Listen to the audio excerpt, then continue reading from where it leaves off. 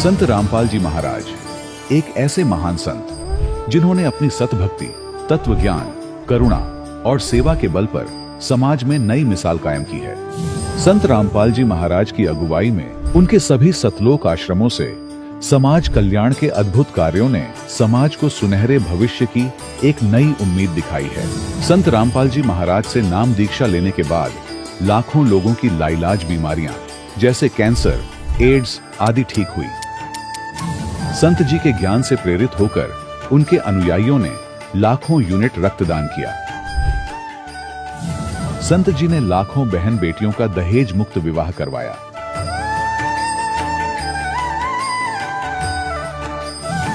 संत जी ने लाखों लोगों का नशा छुड़वाया, करोड़ों उजड़े परिवार बसे। संत जी के आश्रमों में समागम के दौरान निःशुल्क नेत्र चिकित्सा, दंत चिकित्सा प्रदान की जाती है। संत रामपाल जी महाराज द्वारा समय समय पर पर्यावरण संरक्षण के उद्देश्य से बड़े स्तर पर वृक्षारोपण किया जाता है। संत जी ने जरूरतमंदों को तत्काल राहत पहुंचाने के लिए एम्बुलेंस सेवा शुरू की। संत जी अपने अनुयायियों को देहदान के लिए प्रेरित करते हैं, जिससे मानवता की सेवा और चिकित्सा क्षेत्र में सुधार हो सके। संत रामपाल जी महाराज के सभी आश्रमों में हर रोज निःशुल्क भंडारा आयोजित किया जाता है, जहां हर वर्ग, हर जाति और हर धर्म के लोग एक साथ बैठकर भोजन करते हैं।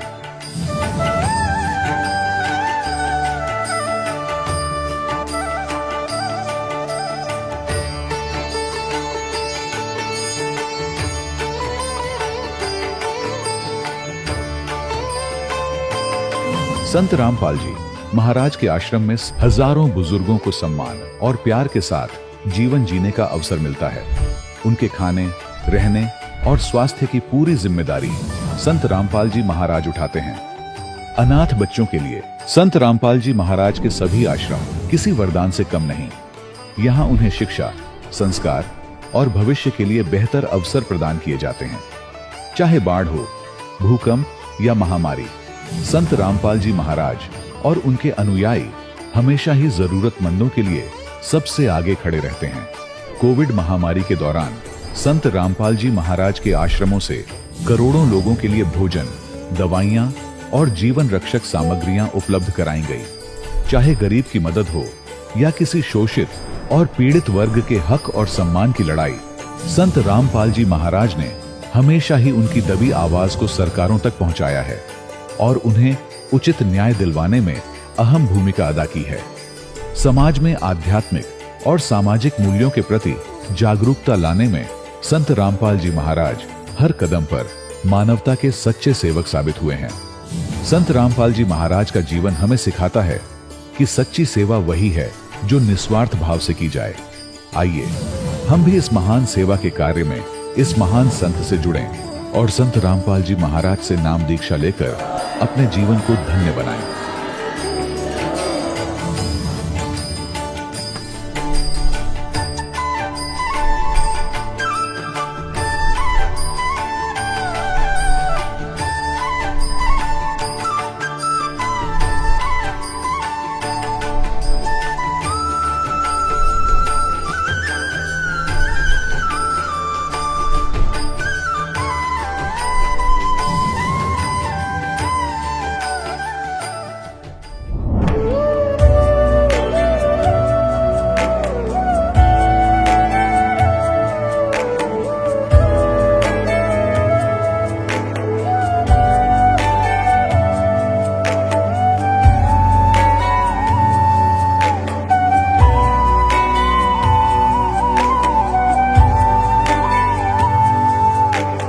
जब लग गुरु मिले न साचा, तब लग गुरु करो 10 पांचा।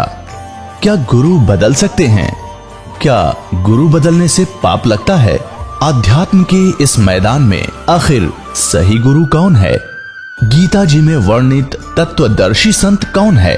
इन सभी प्रश्नों के उत्तर जानने के लिए अवश्य सुनिए जगत गुरु तत्वदर्शी संत रामपाल जी महाराज के मंगल प्रवचन।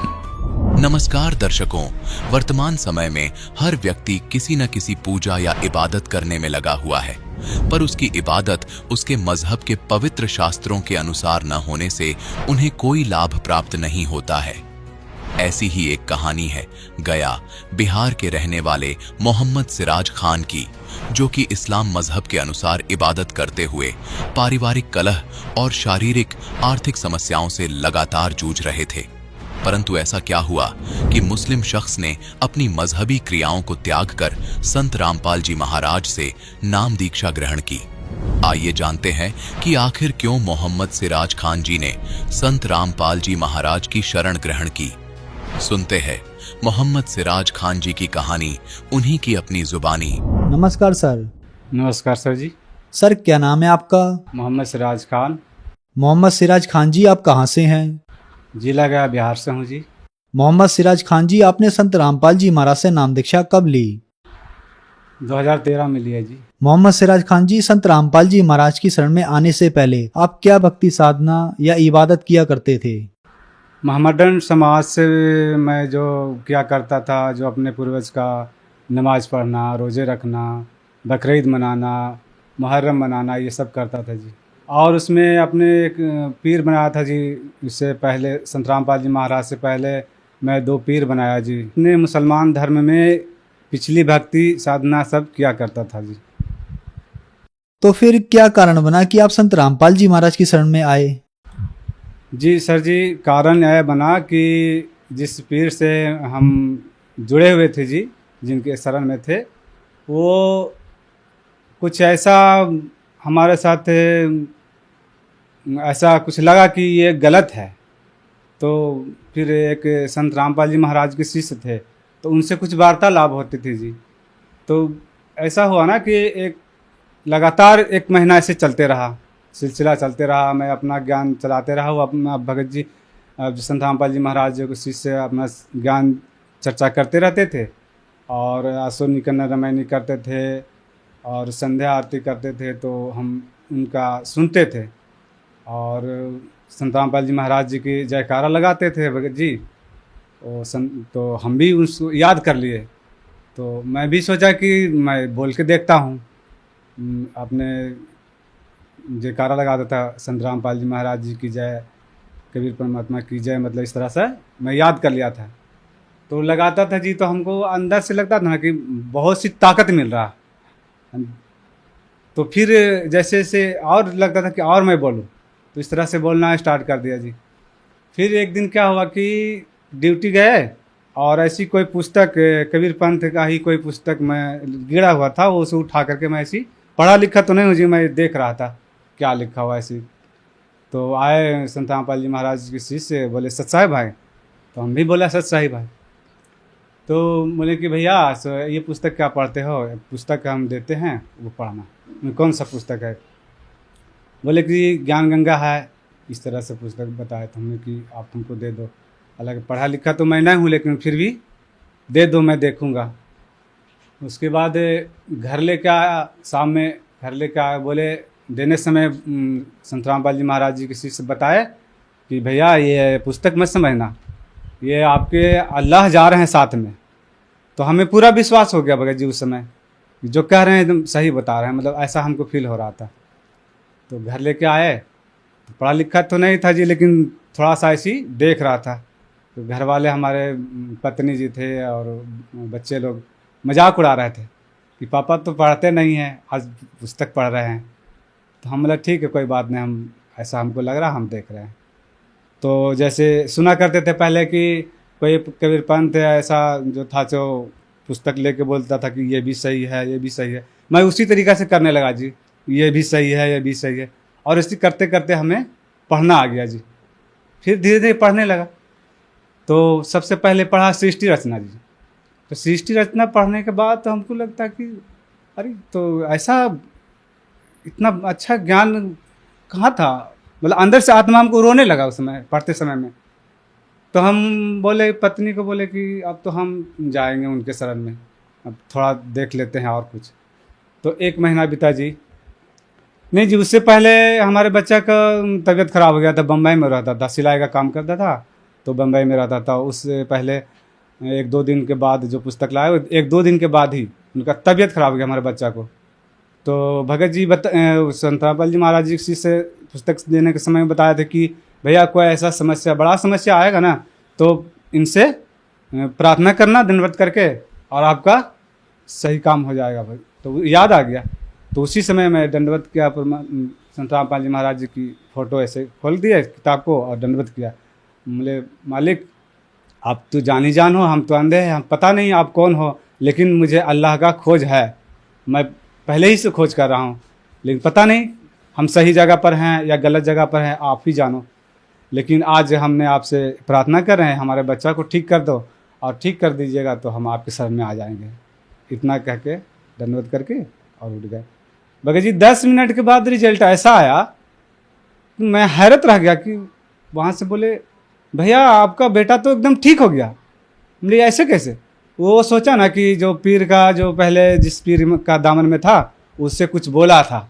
वो बोला कि आप बोले थे क्या भैया? हम बोले कि नहीं ऐसा कुछ हम नहीं बोले।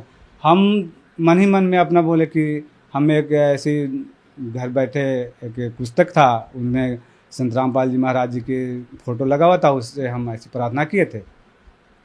तो फिर बोलने में मतलब वो दूसरा फील समझा, क्योंकि वो पहले गुरु भाई था, तो हम जब बोले ना तो उसको चोट सा जैसा लगा, फिर चुप हो गया। तो फिर हमें तो विश्वास हो गया कि अब तुम्हारे परमात्मा, हमारे अल्लाह तो यही है, जो कि 10 मिनट के अंदर ऐसा रिजल्ट आ गया जी। उस समय हम ठान लिए कि अब हम संत रामपाल जी महाराज के शरण में जाएंगे ही जाएंगे, चाहे दुनिया कुछ भी कह दे। तो घर में बहुत सा मुर्गी वगैरह रहता था, मतलब नफरत सा जैसा होने लगा। और उसके बाद वो जो संत रामपाल जी महाराज जी के शिष्य थे, उनसे हम चिप में अपना मेमोरी में डलवा लिए थे कि भैया से कुछ हमको डाल दो, हम सुनेंगे। तो वो सत्संग डाल दिए, वहाँ संत रामपाल जी महाराज जी के बरवाला आश्रम में ले गए। संत रामपाल जी महाराज से नाम दीक्षा लिए। मोहम्मद सिराज खान जी, संत रामपाल जी महाराज से नाम दीक्षा लेने के बाद आपको क्या लाभ मिले? भगत जी लाभ तो बहुत सारे मिले हैं संत रामपाल जी महाराज जी की दया से, लेकिन मोटा मोटा सा लाभ बताता हूँ मैं। सबसे पहले लाभ तो भगत जी आपको पहले बताया कि हमारे बच्चे का बीमारी ठीक हो गया। उसके बाद हमारी पत्नी को बवासीर का बीमारी था, वो भी परमात्मा की दया से, संत रामपाल जी महाराज जी की दया से ठीक हो गया जी। और एक लाभ और हुआ भगत जी, हमारी पत्नी जी रेलवे लाइन में गुस्सा के मारे कटने चली गई थी भगत जी। संत रामपाल जी महाराज जी की हमने नाम दीक्षा ले ली थी। उसके बाद तो हम संत रामपाल जी महाराज जी के घर में दंडवत प्रणाम स्थल था, उस जगह दंडवत किए और बोले कि मालिक अब इस दास का इज्जत आपके हाथ में है, हमारे छोटे छोटे से बच्चे हैं, अगर कुछ हो जाता है तो दास का इज्जत का कोई ये नहीं रहेगा, अब आप ही जानो कैसे होगा। अब इतना बोल करके हम दंडवत करके बैठ गए। फिर देखें, सोचे कि देख लेते हैं फिर एक बार, पता नहीं किधर चली गए। तो आप इधर निकले आगे तो देख रहे हैं कि चली आ रही है। अब आते के साथ बहुत से आके घबरा के रोने लगी। मुझे रोती हूँ क्यों? तो माफ़ी मांगने लगी पत्नी। मुझे हमसे माफ़ी क्यों मांग रहे? परमात्मा से माफ़ी मांगो। हम तो परमात्मा से अर्जी लगाए थे। हमारी पत्नी का जीवन दान दिए परमात्मा संत रामपाल जी महाराज। उसके बाद जी हमारे महल्ले एक बेटा है, वो प्रणाम स्थल के नीचे ही वो सोता था जी रात में, और एक चौकी था बगल में जी आगे, उस पर हमारे बड़े बच्चे सोते थे और बच्चे सोते थे। और नीचे जो चौकी के नीचे जो होता है ना, एक सांप ऐसे बैठ करके और ऐसे करके गुरुजी के सामने का फोटो और दम तोड़ दिया जी। हमारे बच्चे ऐसे लेटे हुए थे सामने रात में। फिर क्या हुआ कि रात में आवाज़ मिलता था, लेकिन पता नहीं, हमको लगता कि बाहर में बोलता होगा। फिर हमारी बच्ची जी, छोटी सी बच्ची है, वो झाड़ू देने के लिए गए तो देखा कि अरे ये तो क्या है, तो निकाला तो देख रहे हैं कि इसी सांप ऐसे बैठा हुआ और ऐसे फंद मार के दम तोड़ दिया भगत जी। फिर उसके बाद फिर एक लाभ और भगत जी संत रामपाल जी महाराज जी की दया से हुई कि हमारे बड़े वाले बच्चा को पथरी का शिकायत हो गया थी जी, वो परमात्मा की दया से वो भी ठीक हुआ कि जी। सर जी ये है डॉक्टर का, ये रिपोर्ट है अल्ट्रासाउंड का। उन्होंने अल्ट्रासाउंड में बता दिया जी कि ये 2 पथरी हो गया है जी। ऑपरेशन बोला था, लेकिन संत रामपाल जी महाराज जी की यहाँ आश्रम पर प्रार्थना लगाने से परमात्मा संत रामपाल जी महाराज की दया से हमारे बच्चे का पथरी का ऑपरेशन नहीं कराना पड़ा और अपने आप ठीक हो गया जी। मोहम्मद सिराज खान जी, क्या आप कोई नशा भी करते थे? जी, मैं नशा बहुत करता था जी। काम करके आते थे जी, ताड़े पीना, कभी दारू भी पी लेना अपने साथी संगत के साथ, गांजा, भांग, बीड़ी, सिगरेट सब नशा करते थे जी। संत रामपाल जी महाराज जी की दया से जब नाम दीक्षा लिए जी तो सारे नशा छूट गए जी, सारे हमारे कष्ट दूर हो गए जी। और हमारे परमात्मा संत रामपाल जी महाराज की दया से आज यहाँ एक कट्ठा ज़मीन भी परमात्मा की दया से हो गई जी, संत रामपाल जी महाराज की दया से जी। मोहम्मद सिराज खान जी, आपने संत रामपाल जी महाराज से नाम दीक्षा ली और आप मुस्लिम समाज से हैं, तो क्या संत रामपाल जी महाराज से नाम दीक्षा लेने के बाद आप हिंदू बन गए? जी, हमारे संत रामपाल जी महाराज हिंदू नहीं बनाते जी। हमारे संत रामपाल जी महाराज जो धर्म में है, मुस्लिम है तो मुस्लिम रहो जी, लेकिन अपने ग्रंथों को देखो और ग्रंथ में जो भक्ति विधि है वो करो। ये हमारे संत रामपाल जी महाराज बताते हैं। हिंदू धर्म का ग्रंथ है तो हिंदू को बताते हैं कि अपने ग्रंथों से तुलना कर लो, ग्रंथ क्या बताती है वो भक्ति करो। हमारे संत रामपाल जी महाराज जी यही बताते हैं जी। संत रामपाल जी महाराज से नाम दीक्षा कैसे ले सकते हैं? जी, संत रामपाल जी महाराज जी की दीक्षा लेने के लिए हम एक चैनल टीवी पर आते हैं, उनका प्रोग्राम आते हैं, उसमें पीली पट्टी पर नंबर चलते हैं, उससे पीली पट्टी पर नंबर लेकर के अपना किसी नज़दीक सेंटर से संपर्क करें और अपना नाम दीक्षा ले, जीवन कल्याण करें। धन्यवाद सर। धन्यवाद जी। दर्शकों, अभी आपने सुने संत रामपाल जी महाराज से दीक्षा प्राप्त करके सुखी हुए भक्त के अनुभव। अब देखिए जगत गुरु तत्वदर्शी संत रामपाल जी महाराज के मंगल प्रवचन। अब ये स्वयं स्वीकार करते हैं श्री सावन सिंह जी के 2 अक्षर का भेद बतावे सोए गुरु पूरा कहावे। ये कहां से कि गुरु ग्रंथ साहिब में ऐसा लिखा, वो खुद मानते हैं कि 2 अक्षर का जो भेद बतावे और सोए गुरु पूरा कहावे। तो ये 2 अक्षर ना तो जय गुरुदेव पंथ वालों के पास, और ये कहते हैं 2 अक्षर, जैसे कोई प्रश्न करता है किसी इनसे कि ये 2 अक्षर हैं, कहते ये जाप करण के हैं कि नहीं, जाप करण के नहीं, इनकी साधना करनी होती है। जब नाम का नहीं बेरा साधना टट्टू की करोगे तुम? जब तुमने अक्षर का नहीं बेरा, वो 2 अक्षर हैं कि उनकी साधना क्या करोगे तुम? ये मूर्ख बनावे हैं, सच्चाई को ऊपर नहीं आने देने के लिए ट्राई कर रहे हैं, लेकिन कब तक? कहते चोर चुरावे तुमड़ा और गाड्डे पानी में, वो गाड्डे हुआ ऊपर आवे न, सच्चाई छानी ना। और गुरु ग्रंथ साहिब का जो प्रमाण ले रहे हैं, बताते हैं, तो उसमें स्पष्ट किया है कि वो जाप करण का है और गुरु जी देवेगा वो 2 अक्षर के मंत्र। और वहां ये कहते हैं सतनाम हमारी जाति है, सतनाम मना समझ हमारे कहते ही। तो ये सतलोक कीत के जाएंगे जिनकी आज तक सतनाम में डिफाइन नहीं हो सका, इनको इनकी थ्योरी गलत है, तो वो सतलोक कैसे पहुंचेंगे? और वो प्रमाण देंगे आपके सामने। वो भूत बना हुआ राधा स्वामी का मुखिया शिवदयाल जी, और अपनी विशेषता बुक्की में बोल रहा है भूत बनकर। ये देखिएगा संत मत प्रकाश भाग 3। और इसके कौन है? ये है श्री सावन सिंह जी।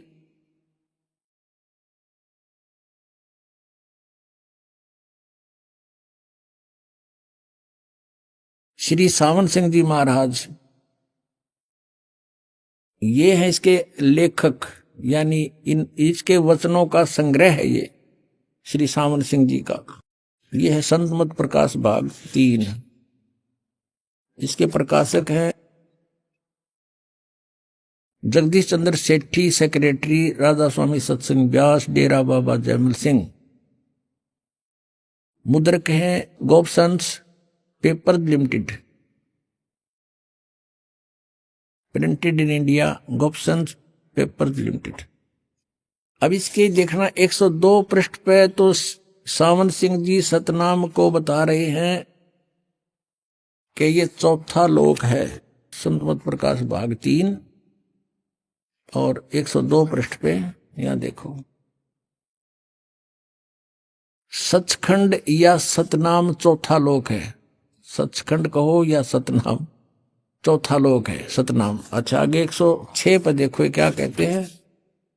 चेले ने पूछा 106 पृष्ठ पे, वही सत्संगी कहता, हजूर जहां राम नाम का जस महिमा होता हो, कोई प्रसंग चल रहा है इनका, तो महाराज जी सावन सिंह जी कहते कौन से राम का जिक्र कर रहा है तू? वही सत्संगी, क्या राम बहुत सारे हैं? महाराज जी कहते हैं सावन सिंह जी के 4 राम हैं। आपका इशारा कौन से राम की तरफ है? यहां देखो 107 पृष्ठ पे। सत्संगी कहता है हजूर चारों राम को खोल कर बताइए। अब महाराज सावन सिंह जी लागे डिफाइन करन। एक राम दशरथ कर डोला, एक राम घट घट में बोला, एक राम का सकल पसारा, एक राम त्रिभुवन से न्यारा। पहला राम राजा दशरथ के बेटे, जो त्रेता युग में हुए और अवतार थे, आए और अपनी ड्यूटी अदा करके चले गए, लेकिन अब हमें न मिल सकते हैं, हमारा काम नहीं कर सकते। दूसरा राम मन है, जो घट घट में व्यापक है, और तीसरा राम ब्रह्म है, जो सारी त्रिलोकी को पैदा करता है, पालता और नाश करता है। चौथा राम सतनाम है। वाह रे देवताओं, चौथा राम सतनाम है। वहां तो सतनाम सचखंड था, सतनाम सतलोक, सारनाम सतशब्द सतपुरुष, और ये कहते हैं चौथा राम सतनाम, और ये असली राम है। यू गाट दिया चमटा ने। अब आप जी को दिखाते हैं, ये स्वयं स्वीकार करते हैं, सोए गुरु पूरा कहावे, जो 2 अक्षर का भेद बतावे। अब देखना ये संत मत प्रकाश भाग 4 सावन सिंह जी कृत, हजूर महाराज सावन सिंह जी के सत्संगों का संग्रह, भाग 4 सत्संग व्यास। संत मत प्रकाश भाग महाराज सावन सिंह जी, प्रकाशक हैं सेवा सिंह, सेक्रेटरी राधा स्वामी सत्संग व्यास, डेरा बाबा अमर सिंह, जिला अमृतसर। मुद्रक हैं Sartaj printing press, Tanda road, Joshi state, Jalandhar. अब इसके 261 पृष्ठ पर चलते हैं। 261 पृष्ठ पे ये वही संत मत प्रकाश भाग 4। इस पे एक वाणी है शिवदयाल जी की, उसको खोलने चले हैं, उसका अनुवाद करने चले हैं सावन सिंह जी। अक्षर रूप निरखती चाली, छोड़ दिया अब देश बिगाना। यह संसार सर है, जो अक्षर है वह ब्रह्म है, और नी अक्षर पार ब्रह्म है। जब यह संसार बना, हम इस महल दुनिया में गुजारा करते आ रहे हैं, किंतु अब गुरु की कृपा से आत्मा इस महल को छोड़कर सतलोक को जा रही है। अब गुरु ग्रंथ साहिब में बड़े गहरे और गुप्त रहस्य हैं। एक स्थान पर आता है 52 अक्षर लोक त्रय, सब है कुछ इनके माही, ये अक्षर खिर जाएंगे, वो अक्षर इनमें नाही। गुरु ग्रंथ साहिब के इस 340 पृष्ठ पे ये इन्होंने इसको डिफाइन किया। फिर आगे क्या है गुरु ग्रंथ साहिब में, इस 1171 पृष्ठ पे ये बता रहे हैं कि कुछ और भी है। इसके विषय में गुरु ग्रंथ साहिब में लिखा है 52 अक्षर से न्यारे के बारे में। सोई गुरु पूरा कहावे, 2 अक्षर का भेद बतावे, एक छुड़ावे एक लखावे, तो प्राणी निज घर को पावे। फिर कहते हैं जे तू पढ़िया पंडित, बिन 2 अक्षर 2 नावा। प्रणवत नानक एक लंगाए, जे कर सत समावा। यदि तू गुणी हो ज्ञानी हो तो वे अक्षर बताओ, वे अक्षर पार ब्रह्म हैं। ये अनुवाद तो है, इसकी इस वाणी का अनुवाद है इन 2 अक्षरों के बारे में सावन सिंह जी का, लेकिन वास्तविक वाणी का ये अर्थ नहीं बनता। या पे कह रहा वे अक्षर का बताओ, और आप पे कह रहा है ये वो अक्षर पार ब्रह्म है, पार ब्रह्म है। एक अक्षर ने दुनिया बनाई और एक ने सतलोक बनाया। यही कबीर साहब कहते हैं, कह कबीर अक्षर 2 भाख। अब देखो कबीर साहब की वाणी को रेफरेंस में ले रखा है, हवाला दे रखा है। कबीर परमेश्वर की वाणी कहती 2 अक्षर को बोलना होता है, जाप करना होता है, ये कह पार ब्रह्म है। और होएगा खसम तो लेगा राख, यदि इस 2 नाम के उपदेश देने वाला सही अधिकारी होगा 2 अक्षर का। इसमें एक ओम है, एक तत् है, गुप्त है वो। तो अगर सही अधिकारी होगा तो समय आने पर तेरी रक्षा होगी, अन्यथा कोई लाभ नहीं होगा। झूठे गुरु से भी ये 2 अक्षर का नाम ले लिया सतनाम तो भी यूजलेस है। ये आदि गुरु ग्रंथ साहिब यानी गुरु ग्रंथ साहिब में 329 पृष्ठ पे ये कबीर जी की वाणी लिखी है। फिर गुरु नानक साहिब कहते हैं, एक अक्षर हर मन वसै नानक होत निहाल। तो ये तो एक अक्षर फिर आ गया, ये 2 अक्षर तो न्यारे हैं, ये तो सतनाम है 2 अक्षर का, और ये एक नाम है, ये सार नाम है, आदि नाम है। नानक होत निहाल, उस सार नाम से निहाल होंगे जीव। और देखो ये आगे इसके आसपास घूम रहे हैं कि सतनाम के। एक स्थान पर गुरु साहिब फिर कहते हैं, वेद कतेब समृत सब शासत इन पढ़ा मुक्त न होई, एक अक्षर जो गुरुमुख जापे तिसकी निर्मल होई। ये आदि नाम भी गुरु से लेकर जाप करने का है, ये साधना करण का। वो कहते हैं वो नाम जाप करण के नहीं है, सुमन करण के नहीं है, वो तो उसकी साधना करनी। साधना टट्टू ही करोगे जो जापेगा ना बेरा तुमने।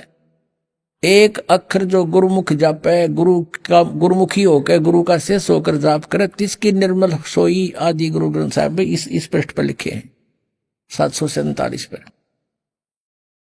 देखो अब सावण सिंह जी डिफाइन करते हैं इन संतों की वाणी को, वह अक्षर आपके अंदर है ये, और पार ब्रह्म जाकर मिलेंगे, मेरे पास है भूत बने पास से मिल लेंगे। ये संत तो कह रहे हैं मुख से जाप करना है ये अक्षर दोनों, और एक भी सार नाम भी।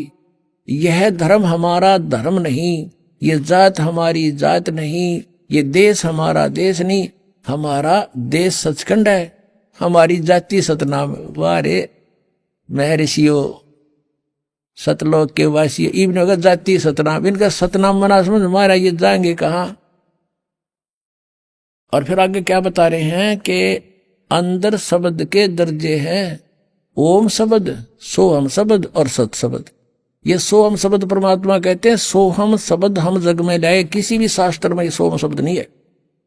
ये जो अक्षर हैं, ये 2 अक्षर है, किसी भी शास्त्र में नहीं है। ये सोहम एक अक्षर तो ये है, और दूसरा वो आदि नाम है। कहते ये दोनों किसी किताब में नहीं मिलेंगे, ओम तो मिलेगा। तो ओम और सोहम शब्द और फिर सत शब्द गीता जी में ओम तत्सत इति निर्देश रह ब्रह्मण त्रिवेद समर्थ है। तो इन्होंने जहां से भी जो कुछ मिल गया उसका अपना अज्ञान बना दिया, ज्ञान को भी समाप्त कर दिया। आत्मा दर्जे के अनुसार अपने असली मकसद भाव असली देश को जा रही है। अपने आत्माओं जिनका ज्ञान ही जीरो है, जिनकी थ्योरी ही बेसलेस है, निराधार है, तो उनका प्रैक्टिकल क्या होगा। इससे अंडरस्टूड है कि ये यूजलेस जाप हैं, 500 नाम काल के हैं। ये देखें घट रामायण तुलसी साहेब हाथरस वाले की भाग 1 वेलविडियर प्रिंटिंग प्रेस इलाहाबाद से भाग 1 है ये, और ये है घट रामायण भाग 1 सतगुरु तुलसी साहेब हाथरस वाले की रची हुई, 2 प्रमाणिक में छपा हुआ है। अब इसके 27 पृष्ठ पर आप देखेंगे तुलसी साहेब जी के ही ज्ञान को आगे और अड़ंगा बनाकर शिवदयाल जी ने आगे समाज में पेश कर दिया। ये है 27 पृष्ठ, पिंड अंड का भेद। अंतर गुफा तहां चल जाऊं और जहां साहेब के दर्शन पाऊं, 500 नाम जीव जब भाखा, और 6वां नाम गुप्त कर रखा। ये 5 नाम पर गाटा जोड़े, 6ठा नाम तो ना बताए, तो कहते गुप्त है वो। और 500 नाम काल के जानो तब दानी मन शंका आनो, निर्गुण निराकार निर्वाणी धर्मराय ये 5 बखानी। जीव नाम निज कह विचारी, जान बूझ दानी झक मारी। आगे देखो, कह जीव दृग दानी भाई, हम चल जाए नाम चितलाई, दानी दान चुकाओ आई, जब ये बाट निमन तुम पाई, कही कर अंश कहां तुम जाई, बात आपनी कहो बुझाई। कह जीव सतलोक निवासा, मैं चल जाऊं पुरुष के पासा, दानी कह दूर है भाई, अगम पंथ कैसे निभ जाई, कौन नाम मार्ग जो को जाई, कौन नाम से उभरे आई, इतना भेद कहो समझावा, बाट जीव जब घर की पावा। अब जीव वचन, दानी सुनो विधि बात हमारी, हम चले जाऊं पुरुष दरबारी, सुरत नृत ले लोक सिधाऊं, आदि नाम ले काल गिराऊं, और सतनाम ले जीव उबारी, अस चल जाऊं पुरुष दरबारी। अब ये सतनाम और ये आदि नाम ये अलग है, ये 2 अक्षर का नाम है, एक इसमें ओम है, एक गुप्त है, दास बताओगा। ये सतनाम 2 अक्षर का है और ये आदि नाम ये सार नाम है। इन तीनों का जाप करना है। इस सतनाम का भी 2 अक्षर का और आदि नाम का भी जाप ही करना है। जैसे आपने गुरु ग्रंथ साहब में पढ़ा कि एक नाम गुरुमुख जापे नानक होत निहाल, ये भी जाप करने का है। ये कहते हैं ना साधना करने का है, जाप करने का नहीं है। और ये राधा स्वामी पंथ, धन धन सतगुरु पंथ, ये एक ही कुएं का पानी है। जय गुरुदेव पंथ मथुरा वाला एक पुस्तक है, सचखंड की सड़क है, और ये प्रकाशित है सच्चा सौदा सिरसा से, सतनाम सिंह जी जो गद्दी के दूसरे अधिकारी हैं उनके कर कमलों से। और ये भी वो कुएं का पानी आपको दिखाते हैं, थोड़ा सा फेर बदल कर दिया, समझ गए खींचे तो ये देखिएगा सचखंड की सड़क। अब नाम तय पुस्तक का ओए होए ऐसा है जैसे बस मेटल रोड है, इस पर चढ़े गए सतलोक में, और इसमें कख भी कोनी। देखो इस पुस्तक के नाम ने तो सुनका आदमी कटका मर जा, भाई बेला भगवान बस तड़के। पहला भाग है दासन दास हजूर महाराज सतनाम सिंह जी, डेरा सच्चा सौदा सिरसा हरियाणा से छपी है। ये वही है, धन धन सतगुरु तेरा ही आसरा, पहला भाग है। ये मुद्रक है इंद्रसेन प्रबंधक, परमार्थ उपदेश प्रिंटिंग प्रेस, डेरा सच्चा सौदा, सतनाम सा सतनाम सिंह जी मार्ग सिरसा हरियाणा। फोन नंबर इतने। इनके 226 पृष्ठ पे आपको ले चलते हैं। ये है 226 पृष्ठ सचखंड की सड़क। और ये अलखनामी आया रे देश छोड़ के जी छोड़ के, इसका आगे देखियो, इसका अनुवाद करते समय इन्होंने यहां लिखा है अलखनामी आया रे, सारे देश छोड़ के जी छोड़ के। त्रिलोकी स्थूल सूक्ष्म और कारण युद्ध त्रिलोकी है इनका, तक की सारी रचना काल निरंजन ने की है। संतों का देश सचखंड या सतलोक है, और वही सतपुरुष या आदि पुरुष का स्थान है। इसको कहे सतपुरुष या आदि पुरुष का वही स्थान है, और वह अजर अमर अविनाशी है, और एक सदा एक रस है। वहां चैतन्यता ही चैतन्यता है, और प्रकाश ही प्रकाश है। वहां कोई भगवान है नहीं वास्तव में। नीचे पिंड तक की कुल रचना का आदि और अंत वही है, और उसी को सतलोक को। अब ये जो है ना संतों का देश सतलोक है, सचखंड या सतलोक है, और उसको भगवो पुरुष का स्थान है। यहां तक तो ये ठीक बोल गए कि सुन ली होगी, 5-6 दिन ढंग से लिख दिया। उसी को सतलोक को, सचखंड को, उसी को सतनाम सत शब्द और सार शब्द कहते हैं। वाह रे वाह, एक कुएं की भांग है सारी। कहते हैं ये सतलोक है, संतों का देश सचखंड या सतलोक है, और वही सतपुरुष आदि पुरुष का स्थान है। और वो अजर अमर है, चेतनता ही चेतनता है, प्रकाश ही प्रकाश है, वहां कुछ भी नहीं है। और उसी को, इस सतलोक को सतनाम सत शब्द और सार शब्द कहा जाता है। अब आपको पता लग गया ये एक का कुएं का पानी है, जय गुरुदेव पंथ। ये सच्चा सौदा धन धन सतगुरु सिरसा और जगमाल वाली, और ये गंगुआ के अंदर 600 मस्ताना, ये भी वहीं से निकला हुआ है। और ये कृपाल सिंह जी का मिशन है जो दिल्ली में, और साथ में वो जो जयमल सिंह जी ने चलाया ब्यास से, आगरा से, सब एक ही कुएं का पानी है, और यही जल है उनके पास, यही ज्ञान है जो आपको बता जा रहा। अब ये कहते हैं कि सतलोक में प्रकाश ही प्रकाश है, नूर ही नूर है, वह सतपुरुष नहीं है। और आत्मा जब उसमें पहुंच जाती है तो ऐसे मिल जाती है जैसे बूंद समुद्र में, यानी जैसे डूब का मरना होता है। तो पुण्यात्मा पहले तो ये इंटरेस्ट किसी का हो नहीं कि उसमें जाकर मरा डूब के, उसमें एक रस हो जाए। यही प्रत्यक्ष उदाहरण बता दिया। अगर कोई नो के समुद्र में भगवान है, चलो कूद छलांग लगाओ, कितने मरेंगे? एक आधा बोला बेशक चला जाओ उसमें।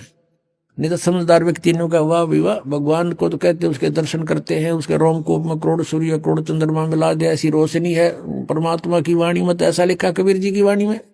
और वहां चले गए, हंस उसके चौर करते हैं भगवान के, फिर निराकार के चौर कैसे करेंगे। और फिर ये बताते हैं कि एक समय सावण सिंह जी ने कथा सुना रखी है कि एक इंद्रमती नाम की रानी थी और कबीर साहब के समय में हुई। वैसे तो इन्हें पता ही नहीं कहेगा वो कब हुई थी, कब परमात्मा आए थे, फिर भी इन्होंने जैसा जोड़ जुगाड़ करके ज्ञान दिया वो ज्ञान समझते हैं। और रानी इंद्रमती गुरु कबीर साहब की शिष्या थी। कबीर साहब तो पहले जाकर समुद्र में लीन हो गए उस सतपुरुष में, और पीछे तो इंद्रमती रानी जब गई तो ये क्या बताते हैं, उसमें डूब का मरण गई जब हुआ पीछे से, तो वहां क्या देखा कि कबीर साहब को की पदवी देखी, वहां पर वो तो सतपुरुष है। तो वहां इंद्रमती रानी कहती है कि हे भगवान, आप सचमुच, आप तो अकाल मूर्त हो, आप तो सतपुरुष हो, और मुझे पहले पता चल जाता तो मैं आपकी सेवा नहीं करती। अब देखो इनकी अकल। इनके विधान अनुसार, राधा स्वामी वालों के विधान अनुसार, जय गुरुदेव वालों के विधान अनुसार, यदि ये माने कि वो पहले कबीर साहब लीन हो गए सतपुरुष में, उस नूर में, समुद्र में, और पीछे इंद्रमती उसमें समा गई, तो फिर बात कैसे करी उन्होंने वहां जाके, वो तो खत्म हो गया अस्तित्व, तो बूंद ने समुद्र में डाल के फिर बता उसका अस्तित्व बताओ दूसरा कैसे हो गया। फिर वहां कबीर साहब को देखा कैसे सतपुरुष रूप में। वास्तविकता ये है कि Kabir is God, Kabir is supreme God, यह सतपुरुष है, अविनाशी गॉड। और ये वहां परमात्मा अपने करोड़ सूर्य मिला दे, करोड़ चंद्रमा से, रोमकूप की 100 ऐसा रूप है मालिक का। और वहां जाके इंद्रमती ने सचमुच देखा परमात्मा, आप तो सचमुच भगवान सतपुरुष ही थे, हमारी बुद्धि इतना काम नहीं कर रही थी, हम आपको पहचान लेते। वास्तविकता तो ये सच्ची है, लेकिन इनकी थ्योरी गलत है कि वो भी कबीर साहब पहले लीन हो गए, 5-6 इंद्रमती रानी लीन होगी, फिर वो बतलाओगे क्योंकि आपस में बातें कैसे करेंगे। देखिए इनका अज्ञान, और करोड़ों अनुयायी इन नकलियां के पीछे लाग रहे हैं, इनको परम धनी मान के, क्योंकि श्रद्धालुओं की श्रद्धा ये होती है गुरु जी जो बोलने वह सही है। इसका दुरुपयोग किया इन नकलियों ने, इनको बर्बाद कर डाला, भोली आत्माओं का जीवन नष्ट कर दिया। अब देखो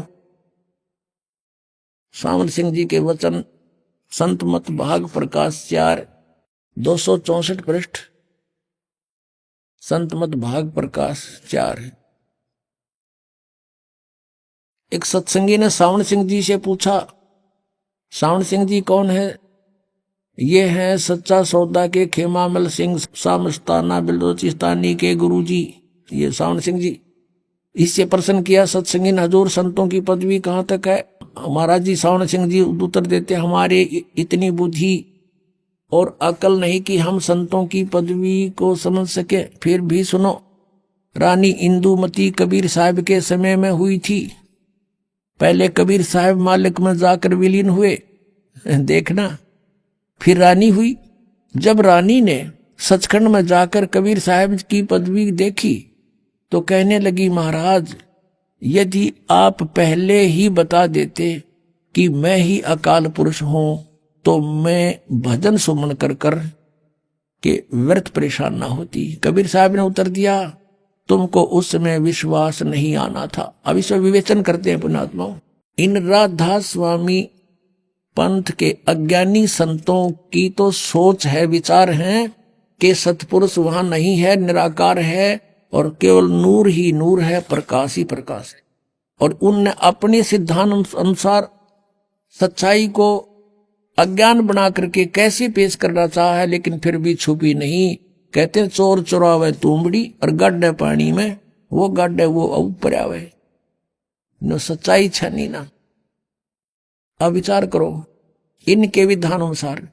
ये कहते हैं पहले कबीर साहब जाकर मालिक में विलीन हो गए, बूंद गिर गई समुद्र में, खत्म हो जाती तो।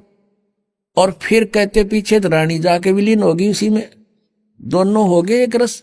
फिर वो बातें किस टाइम की? कबीर साहब को देखा कैसे उसने? वहां कुछ अस्तित्व है नहीं तो देखा कैसे?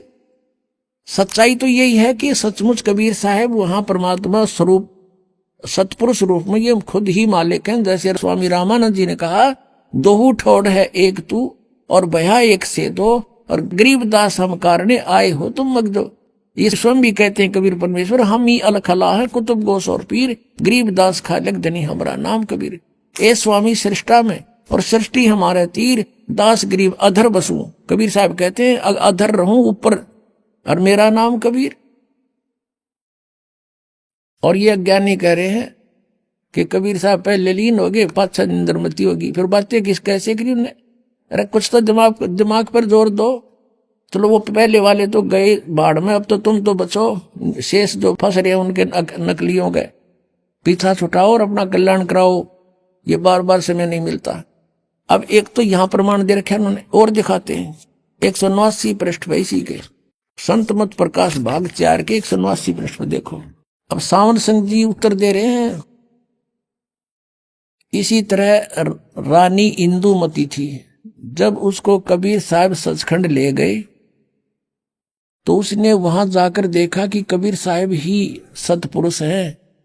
कहती है हाय हाय, अगर आप मुझे इतना बता देते कि मैं ही सतपुरुष हूं तो क्या मैं आपकी सेवा नहीं करती? कहते हैं तुझे विश्वास नहीं आता, अब तू यहां आ गई है, तेरी मर्जी कह ले। अब ये सच्चाई है, ये तो वार्ता सही एज इट इज है इंद्रमती और कबीर जी की, उनके इंद्रमती वाली कथा में लिखी। ये तो सही है, ये तो उन्होंने ले ली सही कि कबीर इज गॉड सचमुच। और वहां इनकी अपनी अज्ञान थ्योरी को सिद्ध करना भी चाहा साथ में इस कथा के साथ। 264 पृष्ठ पे इसी संतमत भाग 4 के, उसमें इन्होंने कोशिश की है ये बताने की कि पहले कबीर साहब लीन हो गए और पाछे तो फिर इंदुमती जाकर उसमें समुद्र में बूंद की तरह समा गई, और फिर वो बातें कर रही है। अरे कर्महीनो, अरे ज्ञानहीनो। परमात्मा कबीर जी कहते हैं मोती मुक्ता दर्शत नाही, ये जग है सब अंदरे, दिखत के तो नैन चश्म इनके फिरा मोतिया बंदरे। ये दिखे थे महर्षि बड़े बड़े विद्वान मंडलेश्वर परम धनी पहुंचे हुए हैं सचखंड में जाती है ना सत को लोग, इनका सतनाम में गाना समझ माई न जाएंगे कहा ये। इसी कारण से वो शिवदयाल जी प्रेत बनकर अपनी शिष्या बुक्की में बोल रहा है। कबीर परमेश्वर जी स्वयं आकर के यथार्थ ज्ञान सुनाते हैं। वो बता रहे हैं कि गुरु के बिना यदि तुम साधना भी करते हो आपकी यूजलेस है, आपको इसका बहुत भयंकर पाप लगेगा, आपका जीवन व्यर्थ हो जाएगा।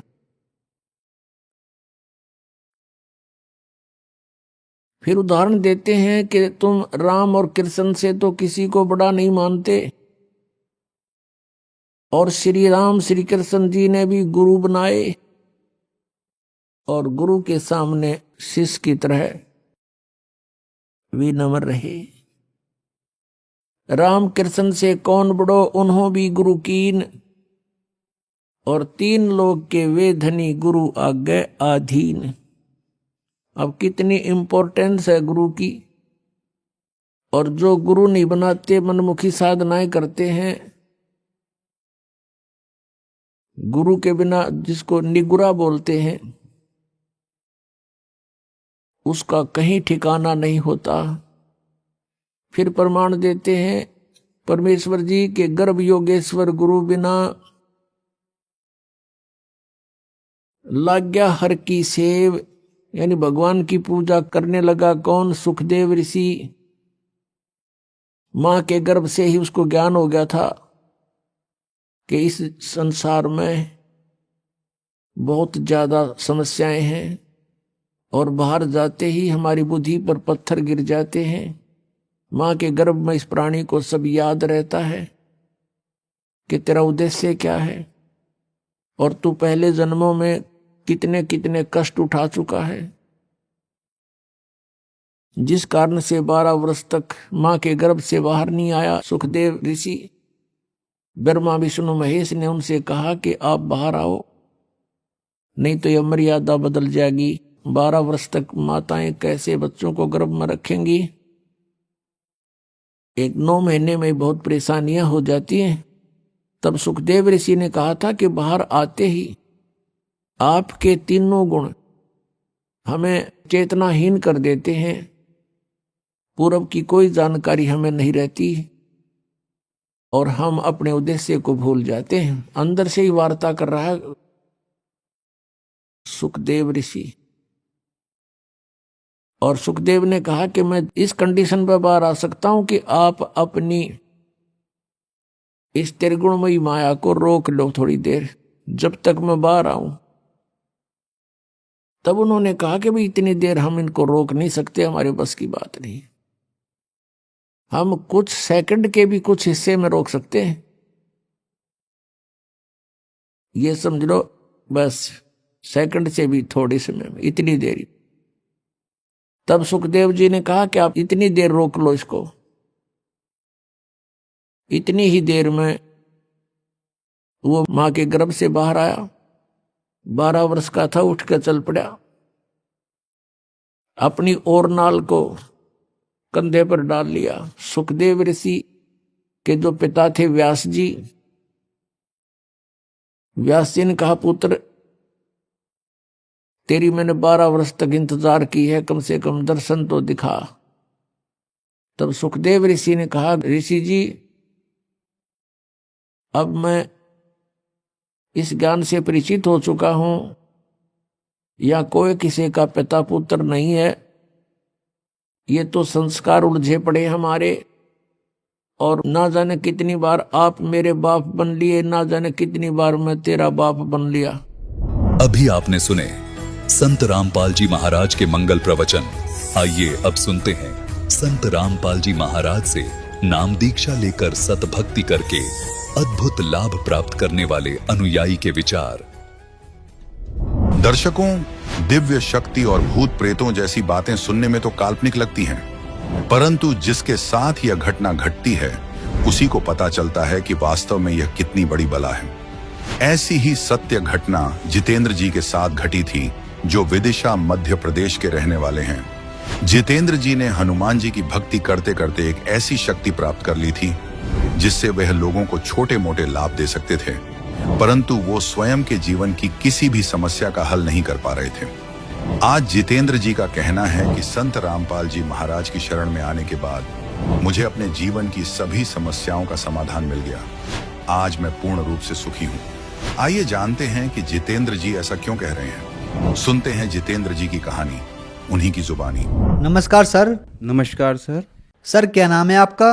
सर जितेंद्र शर्मा नाम है मेरा। जितेंद्र जी आप कहाँ के रहने वाले हैं? गंज बासुदा, जिला विदिशा, मध्य प्रदेश। सर संत रामपाल जी महाराज से नाम दीक्षा आपने कब ली? सर 20 तारीख 4था महीना 2013। सर संत रामपाल जी महाराज से नाम दीक्षा लेने से पहले आप क्या भक्ति साधनाएं करते थे? सर मैं जो देखा देखी जो बचपन से देखा था वही भक्ति करता था। अपने हनुमान जी को मैं बहुत ज़्यादा भक्ति करता था। तो अपने एक पैर पे खड़े होकर 3-3 घंटे तक मैं राम नाम का जाप करता था उनके सामने। शिव जी की पूजा करते थे, क्योंकि हमारे परिवार में जो है ग्राम गमाखर में शिव जी का मंदिर है, जहाँ के हमारे परिवार के लोग पुजारी हैं वहाँ पर। तो सर वो भक्ति इतने हद तक करी कि भक्ति करते करते मेरे लिए हनुमान जी के नाम से एक शक्ति आने लगी, जो बहुत पावरफुल शक्ति थी। उससे कई लोगों के काम भी हुए, लेकिन मैं जो सोचता था कि भगवान चाहिए थे हमें, तो परमात्मा चाहिए थे, जो शक्ति हमें नहीं चाहिए कोई झाड़ा फूंकी कोई मान बढ़ाए। ये जो सिद्धि मुझे आती थी, जो शक्ति आती थी, इसे ख़त्म करने के लिए, ताकि ये मुझे ना आए, इसके लिए मैंने घर वालों ने भी परेशान हुए। कई जगह हम लोगों ने पूजा पाठ करी। तो एक वहाँ पे जो बाबा थे वहाँ पे बहुत चर्चित थे, लाल बाबा नाम से, तो उनने हमें मतलब 20,000 रुपये से पूजा के नाम पे, ताकि जैसे मेरे पास जो शक्ति आती थी वो ना आए, 20,000 रुपये से एक दिन में हमें लूट लिया। और मैं इतना परेशान हुआ, मैं इतनी भक्ति भी करता था, और भक्ति करते करते ही मेरे लिए जो है अपना सपने आते थे बहुत खतरनाक। कोई गला दबा रहा है तो मेरी सांस रुक जाती थी। एक दिन भी मुझे सुकून से नहीं सो पाता था। मैं बहुत परेशान होने लगा। मेरे मन में जो ख्याल आते थे कि अपन भगवान की भक्ति करते हैं, भगवान के विषय में सुना है, भगवान तो सुख देते हैं, और ये मुझे दुख क्यों हो रहे हैं। इसके बाद मुझे टाइफाइड होने लगा। हर 8-15 दिन में, महीने भर में टाइफाइड होता था। तो वो टाइफाइड के इलाज के लिए भी मैंने जो है अपने भोपाल में इलाज कराया, बीना में झाड़ा फूकी, मतलब कम से कम 1 लाख रुपए तो खर्च कर दिए वो टाइफाइड की बीमारी से सही होने के लिए। और फिर भी, और मेरी जहाँ नस दर्द करती थी सर, वो नस भी मैं सही नहीं हो रही थी, बहुत परेशान था मैं।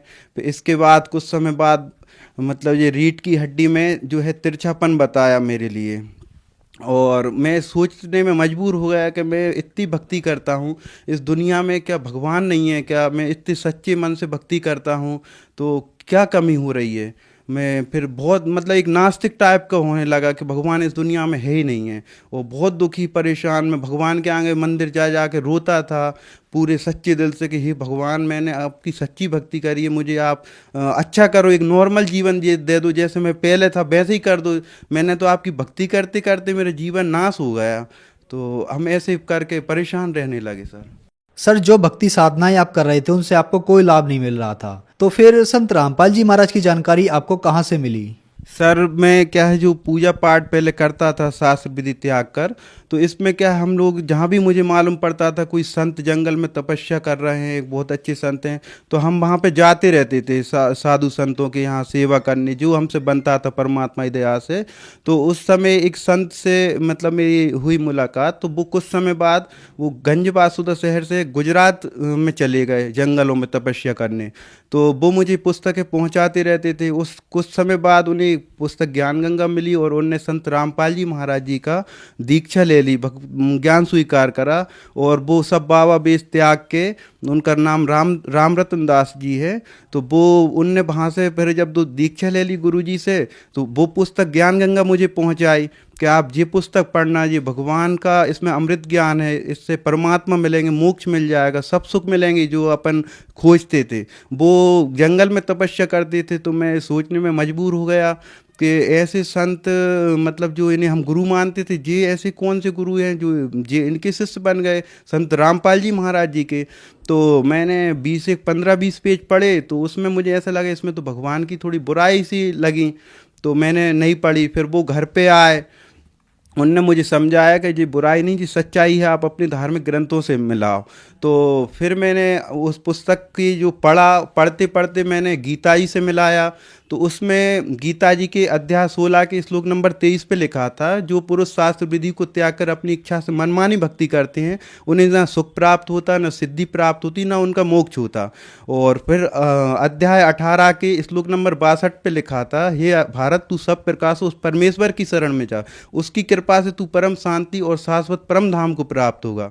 मैंने मतलब जो इतने प्रमाण देखे उसमें, तो मुझे मतलब एक हिम्मत हुई, ऐसे जैसे मतलब कोई व्यक्ति अंधा हो गया हो, उसे आंखें मिलने की एक उम्मीद की किरण उसमें मुझे दिखाई दी कि अब यहाँ पे मेरा मतलब जो है परेशानी वो दूर हो जाएंगी। तो फिर परमात्मा की दया से मैंने जब वो ज्ञान पूरा अपने धार्मिक ग्रंथों से मिला लिया, तो फिर मैं पूरी तरह से उससे संतुष्ट हुआ कि ये ज्ञान परमात्मा का है, और इसमें वेदों से प्रमाण बताया है, वेदों से मिलाया कि वो पूर्ण परमात्मा की शरण में जो भी भक्त जाता है, उसके वो परमात्मा जन्मों जन्मों के पापों का नाश करके उसे पुनः जीवन दान भी दे देते हैं और पापों का नाश कर देते हैं। तो मैंने कहा परमात्मा की कृपा से, यहाँ मालिक की कृपा से मेरी समस्याओं को समाधान होगा। तो संत रामपाल जी महाराज जी की जो पुस्तक है उसमें मैं विचार करता था, तो एक दिन रात में मतलब सुबह 6 बजे के लगभग मैं आंखें नींद खुल गई थी, तो उस समय एकदम से संत रामपाल जी गुरु महाराज जी मेरे पास में आके बैठे और मेरे सिर पे हाथ फेरने लगे और बोले, बेटा 1 महीने बाद अब तुझे कोई तकलीफ नहीं होगी। तो फिर 1 महीने बाद ही मतलब जो राम रतन जी ने मुझे पुस्तक दी थी, वो 1 महीने बाद फिर दोबारा मेरे पास आए, वो बोले क्या आप दीक्षा लेना है? तो मैंने बोला बिल्कुल लेना है भगत जी। तो वो फिर मुझे ले गए संत रामपाल जी महाराज जी के आश्रम पे। तो वहाँ पे संत रामपाल जी गुरु महाराज जी से वहाँ पे हमने फिर दीक्षा ली। सर, ज्ञान गंगा पुस्तक पढ़कर आप सतलोक आश्रम बरवाला गए और संत रामपाल जी महाराज से नाम दीक्षा ली, तो क्या संत रामपाल जी महाराज से नाम दीक्षा लेने के बाद आपको कुछ लाभ भी प्राप्त हुए? जी सर, बिल्कुल हुए। जो सर मुझे जो मतलब जो सिद्धि को मैं दूर करना चाह रहा था, जो शक्ति आती थी, वो संत रामपाल जी गुरु महाराज जी की दया से वो शक्ति उसी दिन से, मतलब आज मुझे लगभग 5 साल हो गए, उस दिन से संत रामपाल जी महाराज जी से दीक्षा लेने के बाद एक भी बार वो शक्ति नहीं आई। और गुरुजी से जब आशीर्वाद लिया संत रामपाल जी गुरु महाराज जी से, तो मैंने प्रार्थना करी, संत गुरुजी रामपाल जी महाराज जी मेरे लिए जो है टाइफाइड होता है हर 15 दिन महीने भर में, और मेरा बुखार जाता ही नहीं है। तो गुरुजी जो है आशीर्वाद देते देते रुक गए मेरे पास, और संत रामपाल जी गुरु महाराज जी, और बोले बेटा अब नहीं होगा। तो गुरुजी की ऐसी दया हुई कि उस आज 5 साल हो गए, तो आज तक एक भी बार भी मुझे टाइफाइड नहीं हुआ। और मेरी जो सिर की नस दर्द करती थी वो नस दर्द भी बिल्कुल ठीक हो गई, और बवासीर की बीमारी भी हो गई थी। और मैं जो है परहेज से रहता था, कोई भी मिर्ची वगैरह ये और भट्टा वगैरह ऐसी जो सब्जी बताई थी वो नहीं खाता था। लेकिन गुरुजी की शरण में पहुंचने के बाद, संत रामपाल जी महाराज जी की शरण में पहुंचने के बाद मैं मिर्ची पूरे चीज़ें खाने लगा नॉर्मल, और आज तक कोई दिक्कत नहीं हुई। और मैंने जो जांच कराई थी मेरे रीढ़ की हड्डी में जो तिरछापन बताया था, MRI जांच कराई थी 6,500 रुपये में भोपाल में प्यूपिल्स हॉस्पिटल में। तो डॉक्टर साहब ने बताया था आपके 2.5-3 लाख रुपये जो है इसमें ऑपरेशन होगा, खर्चा आएगा, और आप कभी भरी हुई तगाड़ी भी मत उठाना। तो भरी हुई तगाड़ी का वजन भी नहीं उठाना था। तो मेरे लिए तो विश्वास हो गया था कि संत रामपाल जी महाराज जी के यहाँ भक्तों के अनुभव सुनता था मैं, कि उन्हें तो जीवन दान तक मृत्यु से जीवित कर दिए हैं भक्तों को। तो मेरे लिए तो इतना आराम लग गया, तो मुझे विश्वास हो गया था कि मैं जितनी भक्ति ज़्यादा करूँगा तो एक दिन मेरी जी रीढ़ की हड्डी भी ठीक हो जाएगी। तो गुरुजी की ऐसी दया हुई संत रामपाल जी महाराज जी की कि मेरी वो रीढ़ की हड्डी का दर्द बिल्कुल एकदम ठीक हो गया, और मैं कम से कम 50-50 किलो वजन भी उठाने लगा। मैं आज अपनी रिपोर्ट भी लाया हूं, क्योंकि आज जो है धर्म के नाम पे बहुत लोग मतलब झूठ भी बोलते हैं, ताकि आपको विश्वास हो देखने के बाद कि ये सच्चाई है और आप विश्वास करो। ये सर ये रिपोर्ट है जो मैंने जांच कराई थी, जिसमें आप देख सकते हैं इसमें जो रीढ़ की हड्डी है उसमें टेढ़ापन है, ये जो असंभव है, मतलब इसमें बगैर ऑपरेशन के व्यक्ति ठीक नहीं हो पाता। और जिसे रोग हुआ है वो इस पीड़ा को समझता है। मैं बहुत ज़्यादा दुखी रहा, बहुत परेशान रहा, इससे बहुत दर्द होता था पैरों में, पैर के काम नहीं करते थे। संत रामपाल जी गुरु महाराज जी ने जो भक्ति दी, भक्ति करते करते वो दर्द आज मैं भूल गया, वो दर्द कहाँ चला गया। तो गुरुजी के यहाँ मतलब कोई भी चीज़ असंभव नहीं है। मैंने वहाँ पे देखा है कम से कम 2500 लोगों के कैंसर जैसी बीमारी भी वहाँ पे ठीक हो गई है। और ये मुझे पूरा विश्वास है कि कोई भी कितना ही दुखी व्यक्ति है, मैं अपने आप में बहुत दुखी व्यक्ति था, मतलब अपने आप में दिन भर मुझे ऐसा लगता था कि मैं 100 बार ये सोचता था कि भगवान के ही से जब धोखा मिल गया तो अपने आप में गोली मार लूँ, ख़त्म कर लूँ अपने आप को, बार बार ऐसे विचार आते थे। क्योंकि भगवान की इतनी भक्ति करते करते मैं दुखी हो गया था। मैं सोचता था कहीं दुनिया में भगवान नहीं है, लेकिन वास्तविकता में जब धार्मिक ग्रंथों में देखा तो भगवान इस पृथ्वी पे आ चुके हैं, और वो उनकी भक्ति जो बता रहे हैं संत रामपाल जी महाराज जी, उस भक्ति से हर चीज़ संभव है। गुरुजी संत रामपाल जी महाराज जी की कृपा से मेरे जो बहुत बड़े संकट में मैं फंस गया था, पूरी जो बीमारियां थी, कई बीमारियां थी, जो प्रेत बाधा थी और सपने आते थे बहुत खतरनाक, गुरुजी की संत रामपाल जी महाराज जी की दया से मैं आज पूरी तरह से स्वस्थ हूँ। सर, संत रामपाल जी महाराज से नाम दीक्षा लेने के बाद आपकी रीढ़ की हड्डी की बीमारी, टाइफाइड की बीमारी ठीक हुई। इसके अलावा आपकी भूत प्रेत की समस्या भी ठीक हुई। तो जो श्रद्धालु आज आपको देख रहे हैं, आप उन्हें क्या संदेश देना चाहेंगे? उनके लिए सर बस मैं संदेश तो संत रामपाल जी गुरु महाराज जी देते हैं। मैं प्रार्थना करना चाहता हूँ हाथ जोड़ के कि जैसे हम मतलब आज तक जो भक्ति करते हैं तो वो भक्ति हम केवल शास्त्रों से हटके कर रहे हैं, मनमानी साधना कर रहे हैं। तो आपसे यही प्रार्थना है कि आप जो गुरुजी संत रामपाल जी महाराज जी का ज्ञान समझें, अपने धार्मिक ग्रंथों से मिलाएं। और ये मौका बार बार नहीं मिलेगा। हमारा जो मनुष्य जीवन है बहुत अनमोल है। संत रामपाल जी महाराज जी से दीक्षा लो और अपना मानव जीवन सफल बनाएं, अपना कल्याण करें। सर, संत रामपाल जी महाराज से नाम दीक्षा कैसे ले सकते हैं? सर चैनल पे संत रामपाल जी महाराज जी का सत्संग आता है, उसके नीचे पट्टी पर उनके नंबर दिए जाते हैं, उन नंबरों पे फ़ोन लगाएं। और नज़दीकी जो सेंटर दिए हैं गुरुजी की कृपा से आज कई जगह नाम दीक्षा केंद्र खुल गए हैं, वहाँ पर जाके आप नाम दीक्षा ले सकते हैं निःशुल्क। धन्यवाद सर। साहिब।